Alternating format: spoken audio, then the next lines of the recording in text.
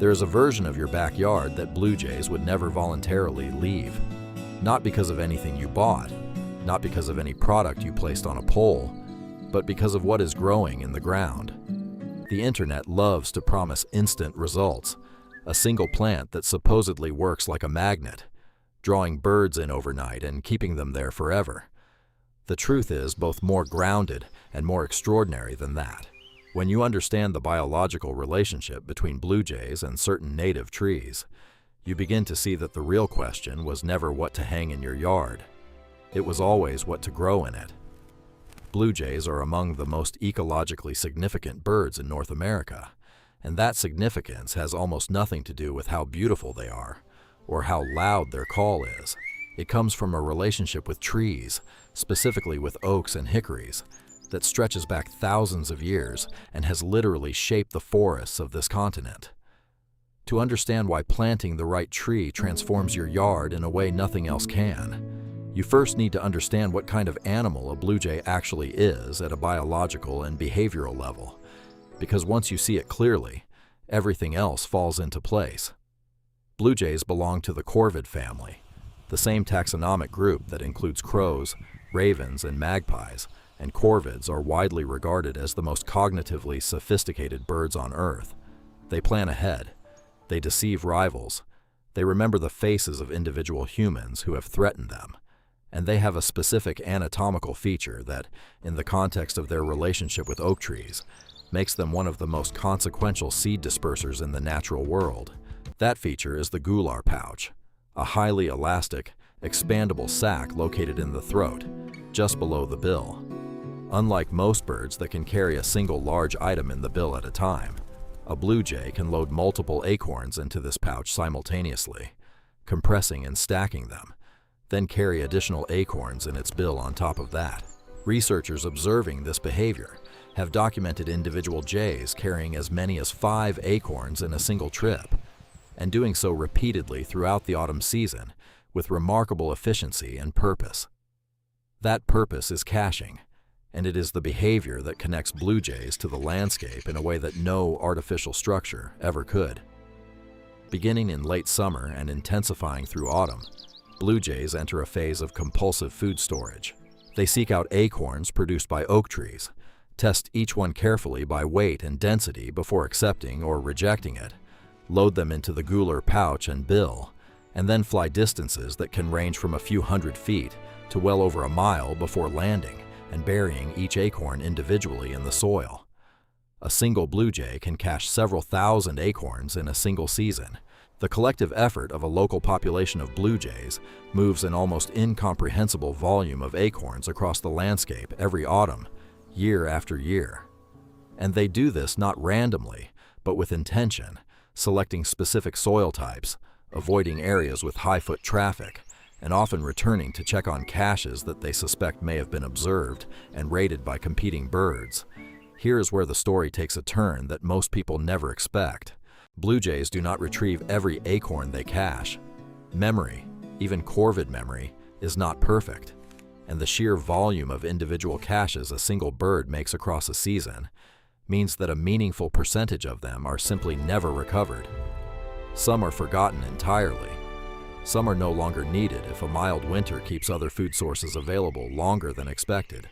And those forgotten acorns, sitting precisely where the jay buried them, at exactly the depth and soil contact optimal for germination, sprout the following spring.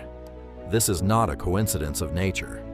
It is a finely tuned ecological partnership that evolved over millennia, one in which the oak tree produces more acorns than any single animal could ever consume, specifically because the surplus that gets cached and forgotten becomes the next generation of the forest.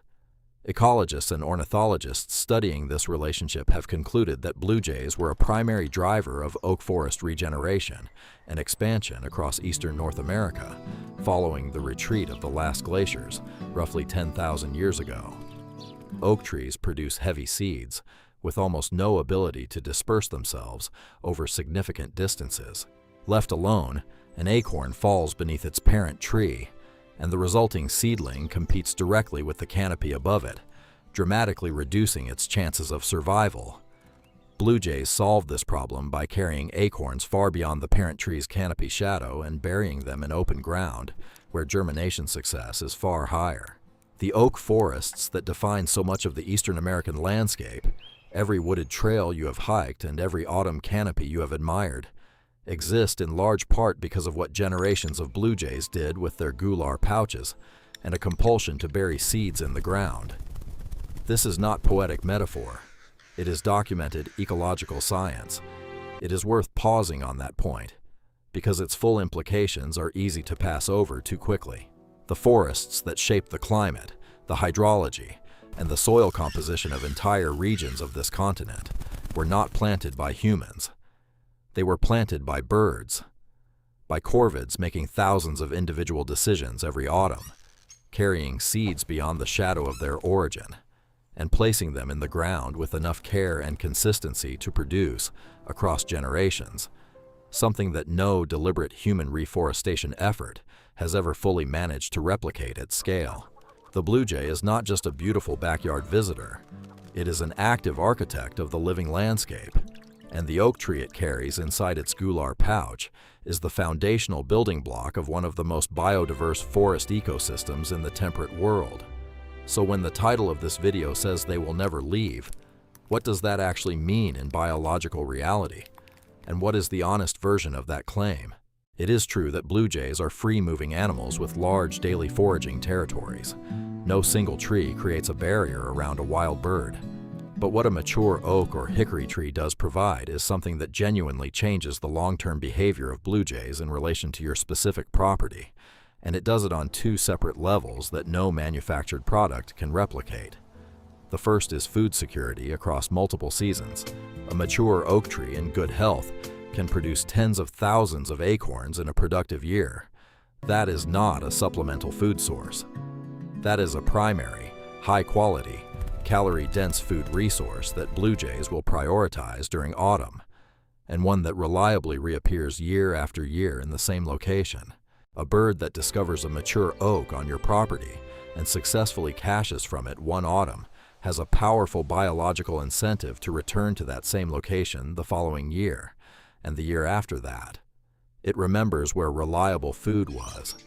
That memory is one of the cognitive strengths that makes corvids exceptional, and it works in your favor once your property becomes part of that mental map. The second level is nesting security.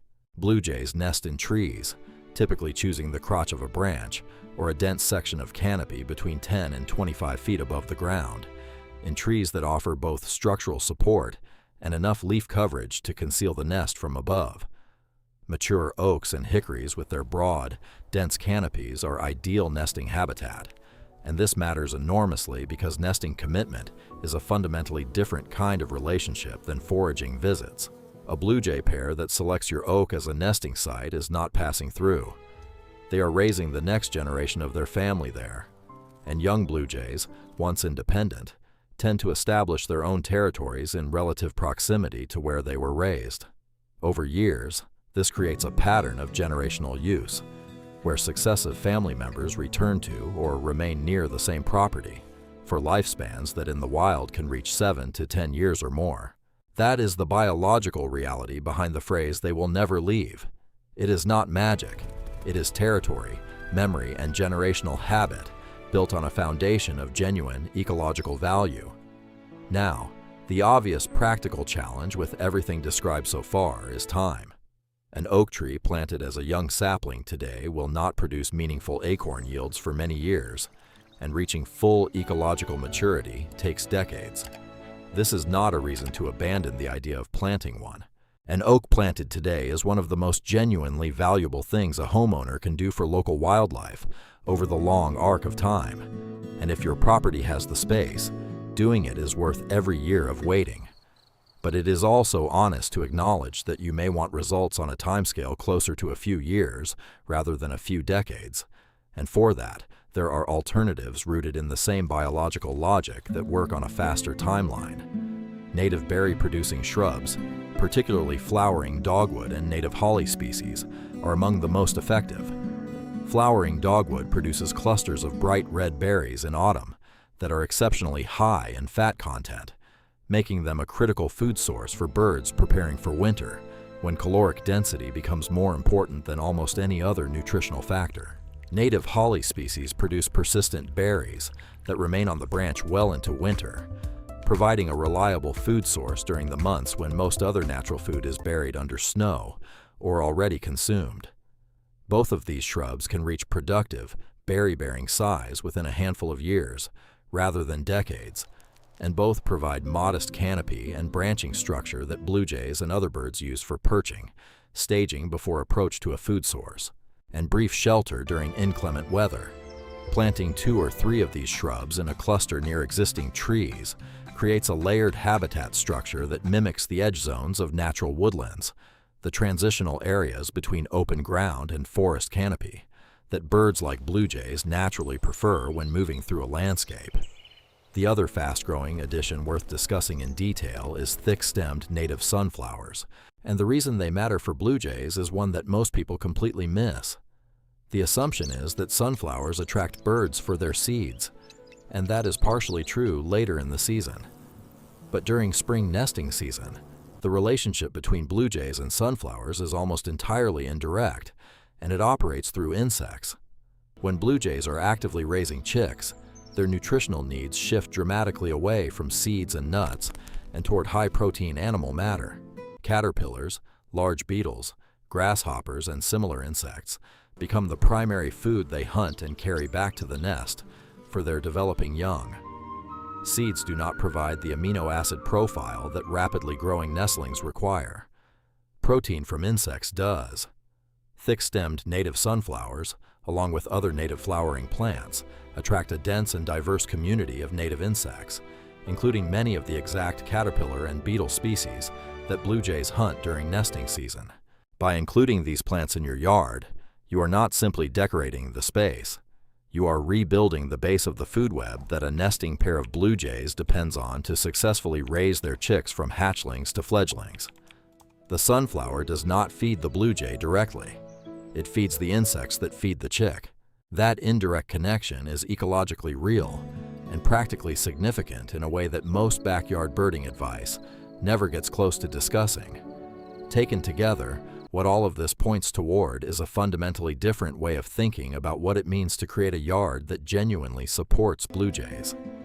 The conversation almost always gets framed around what you put out, what you offer, what product you place in a visible spot and wait beside.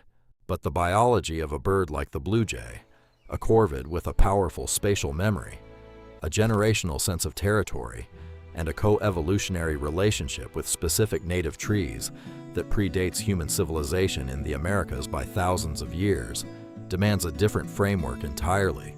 The question is not what to offer. It is what to grow, what to restore, and what to reconnect your piece of land to. Every acorn that a blue jay buries in your yard and forgets is a small act of ecological renewal. Every oak or hickory tree you plant is an investment in a future version of your property that will support not just one season of bird visits, but decades of wildlife relationships you cannot fully anticipate from where you stand today. Every native shrub that produces fat, rich berries in autumn extends the seasonal value of your yard beyond the warm months and into the hardest weeks of winter. And every native flowering plant that supports a population of native insects becomes part of the protein chain that makes successful blue jay nesting possible each spring. The real truth behind the idea that they will never leave is not a trick, and it was never a product. It is the slow, patient, science-backed work of making your yard genuinely worth staying in, season after season, through the ecological relationships that blue jays have depended on long before any of us were here to watch them. Give them that, and the birds will take care of the rest. If this kind of deep ecological storytelling is what you come here for, let us know in the comments which bird or plant relationship you want explored next. And if this changed the way you think about your own yard, give it a like and subscribe, because there is much more of this kind of content on the way.